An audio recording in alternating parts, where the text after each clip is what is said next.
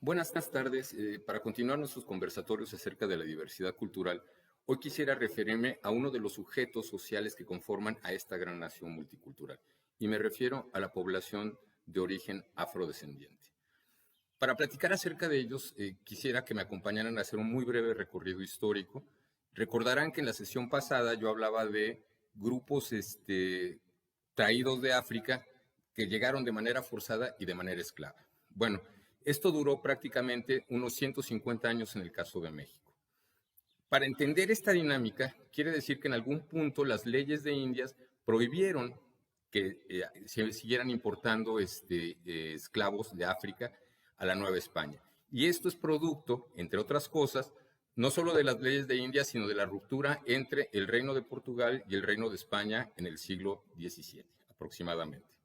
Bien, eso no quiere decir que no hubiera todavía tráfico de esclavos de manera clandestina en el territorio de lo que hoy es México. Sin embargo, sí se paró de manera muy fuerte la importación masiva, ¿no? Esto está documentado en los trabajos históricos y pioneros que hicieron, por ejemplo, el doctor Aguirre Beltrán, Gonzalo Aguirre Beltrán, los trabajos históricos sobre las haciendas en la zona de Orizaba y Córdoba, de Adriana Chávez Naveda, los trabajos que ha hecho Yolanda Juárez acerca de la presencia demográfica de los esclavos mulatos y pardos en Veracruz, así como los trabajos que ha realizado Alfredo Delgado en la zona sur del estado, señalando claramente cómo estos mulatos y pardos, o sea, ya no esclavos, sino hijos del primer mestizaje que hubo entre esclavos africanos y españoles o españolas y esclavos africanos e indígenas, crearon estas dos nuevas categorías derivadas del sistema de castas de la Nueva España. Estos mulatos y pardos podemos considerarlos como los primeros trabajadores libres del territorio de la Nueva España, ¿sí? Entonces, aquí ya hay un primer mestizaje que empieza a diluir la presencia de lo que en nuestro imaginario se considera lo africano, ¿no? Primer punto. Segundo punto, además de estos trabajos históricos que crean, que formulan la existencia de una comunidad afro relevante en el territorio de México durante los primeros 200 años, 300 años de vida de este territorio denominado hoy México, viene después un segundo momento en que la narrativa nacional oculta plenamente la existencia de lo afro. ¿Cómo lo hace? A través de esta narrativa histórica que se construye después de la Revolución sobre el mestizaje. Y el mestizaje es básicamente estas dos grandes civilizaciones, la civilización indígena como si fuera un todo homogéneo y la civilización española como si también fuera un todo homogéneo. Y en ese intercambio se pierde discursivamente y prácticamente, se deja de ver la herencia afro en nuestro territorio. Pensemos, por ejemplo, que dos de los grandes héroes de la independencia nacional, José María Morelos y Pavón y Vicente Guerrero, eran definitivamente mulatos o hijos de personas de origen africano. ¿Qué pasó? Que incluso para mantener la narrativa del mestizaje entre las dos grandes civilizaciones, se les blanqueó, ¿no? Y nadie recuerda que Morelos o que Guerrero provenían de estas comunidades afrodescendientes, estricto sensu. Por otro lado, en esta misma narrativa de la unidad nacional, de la configuración de un país mestizo, de la raza cósmica, como queramos llamarlo, no cabía en el discurso la posibilidad de que una de nuestras herencias históricas y culturales proviniera de una condición de esclavitud. ¿Por qué? Porque, entre otras cosas, la condición de esclavitud vista en la mirada de Occidente es una condición que denigra. Y a nadie le gustaría, o nadie le gustaba en ese momento, reclamarse como hijo heredero de una tradición proveniente de una acción de esclavitud. Bueno, esto con los trabajos de investigación histórica y antropológica que se realizaron a partir de la década de los 50, 60, 70 y hasta nuestras fechas, ha ido cambiando la dinámica. Entre otras cosas, se desancló de la narrativa esclava la herencia cultural de lo afro en México. ¿Quiénes de nosotros no hemos comido, por ejemplo, malanga? ¿Quiénes de nosotros no hemos probado el mogomogo? En nuestra tradición gastronómica, en la tradición gastronómica de Veracruz, hay una fuerte impronta con el uso de las especias, con la preparación de ciertos platillos, los platanitos rellenos de queso o de carne, que son buenísimos, que vienen de esa tradición africana, pero se diluye, ¿no? Nadie la recordamos como proveniente de.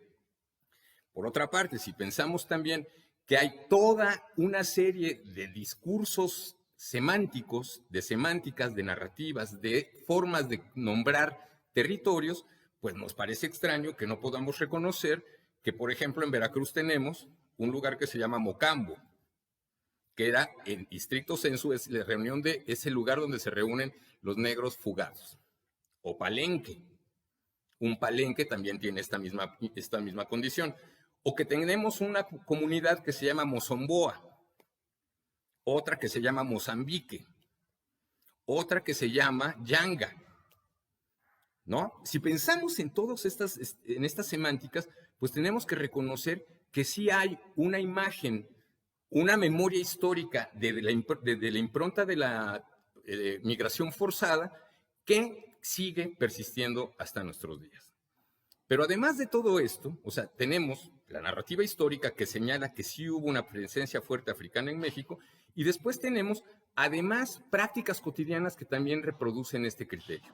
Por ejemplo, el son jarocho tiene que ver con una herencia de un segmento de su formación en la tradición musical africana. ¿Sí? El uso de la tarima, la palabra fandango, de origen bantú, algunos dicen, tiene que ver con esta memoria histórica de lo afro en México. Y resulta que del encuentro entre estos dos elementos, entre la tradición académica y la práctica cotidiana que empieza a hacerse visible, viene entonces sí una reivindicación de personas, comunidades y grupos que se reclaman como afrodescendientes. Y esto conduce justamente, si recuerdan alguna de las cápsulas donde hablábamos de cómo se configuran las políticas públicas, que cuando una comunidad demanda reconocimiento para ser incluida en el espacio público, lleva una agenda que está construida académica e institucionalmente de reclamos específicos. En este caso, estas comunidades que empiezan a reclamarse como afrodescendientes o afromexicanas conducen sus reclamos al espacio de lo legal. Es decir, ¿qué se reclama? Básicamente el reconocimiento como parte de los pueblos originarios de este país. A principios del año pasado se reconoció en la Constitución justamente esta condición para las comunidades de origen afrodescendiente. Cómo se autodenominen estos grupos no cambia el hecho de que por primera vez en la historia nacional se llega a la conclusión de que efectivamente el mestizaje es algo más complejo que nada más hablar del encuentro de dos civilizaciones, ¿no? En este punto, una vez que se pasa del reconocimiento constitucional o del reconocimiento institucional a lo que sigue, que es operacionalicemos ese reconocimiento en formas de mejoría de la calidad de vida de estos grupos poblacionales.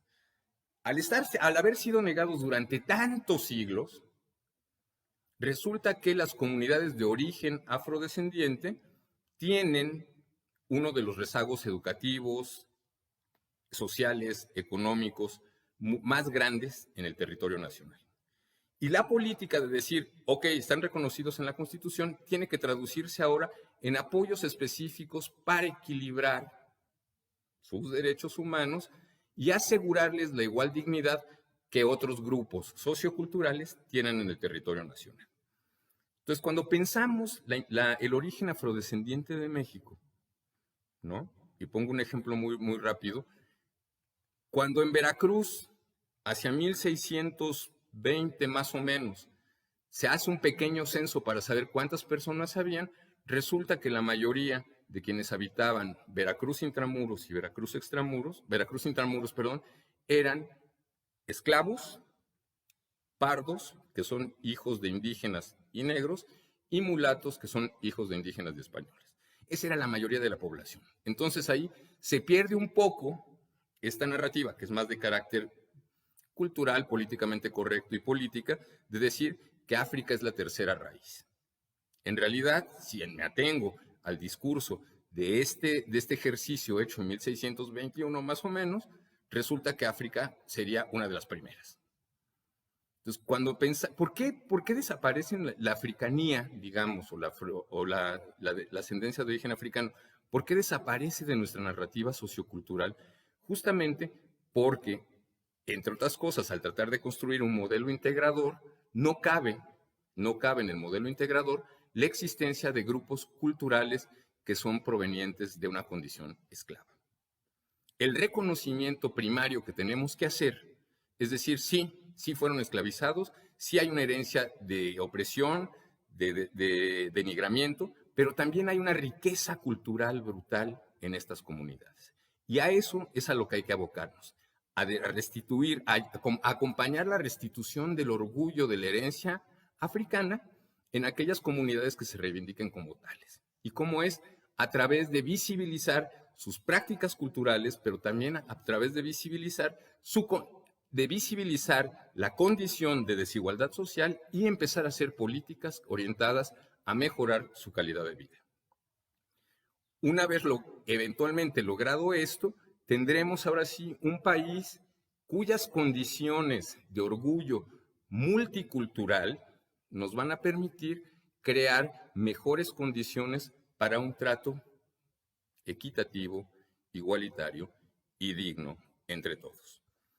Lo que sucede, no solamente con las poblaciones de origen africano en México, que se pueden denominar afrodescendientes o afromexicanos, depende de cada comunidad la autonominación, sucede también con otras comunidades y grupos étnicos en el país. Están sometidos a una narrativa que los coloca en condición de desigualdad y que produce otra serie de procesos de los que nos ocuparemos más adelante que tienen que ver con el racismo, la discriminación y la exclusión.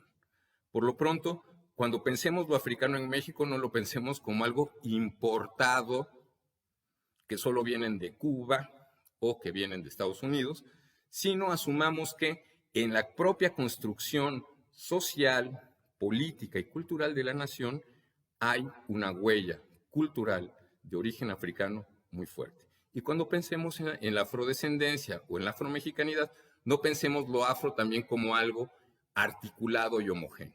Dependiendo de los sitios de donde provinieron estos migrantes forzados esclavos y a dónde llegaron, cambia la huella cultural y por lo tanto enriquece la pluralidad de este país. Muchas gracias, nos vemos a la próxima.